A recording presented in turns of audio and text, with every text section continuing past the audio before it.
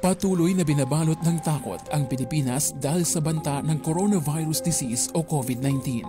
Sa gitna ng krisis na ito, ang mga health workers kasama ang mga doktor at nurse ang silang nangunguna sa laban. Subalit malaking problema ngayon ng mga ospital ang nagkakaubusang medical supply gaya ng mga personal protective equipment o PPE. Kaya naman para matugunan ang pangangailangan sa mga PPE ng mga frontline health workers, agad na kumilos ang Operation Blessing.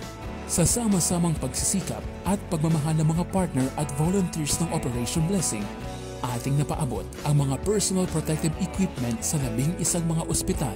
Ilan sa mga pinapamahagi ngayon ng Operation Blessing ay itong mga sabon, alcohol, N95 mask, gloves at iba pang mga personal protective equipment na pangunahing pangangailangan ngayon ng ating mga frontline health workers sa gitna ng pakikipaglaban ng bansa sa COVID-19.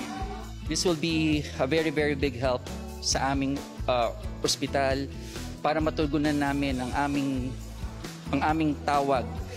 Ang tawag na yun is para tumulong sa aming mga pasyente sa abot ng aming makakaya.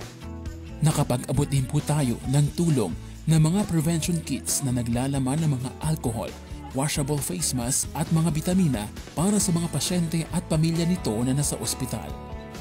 Panginoon, itinataas po namin sa inyo ang kanilang mga kalagayan. Higit pa sa mga PPE, ipinagdasal ng volunteer pastor ng Operation Blessing ang mga frontline health workers sa mga ospital na binisita. Ang kanilang mga takot sa banta ng COVID-19 ay napalitan ng pag-asa na mapagtatagumpayan natin ang laban sa COVID-19. We exist to do this, to help, especially this time of crisis.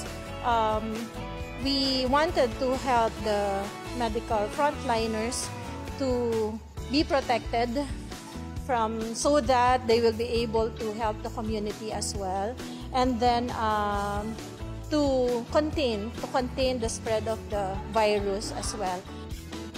Nananatili pong bukas ang Operation Blessing para tumanggap ng inyong mga donasyon.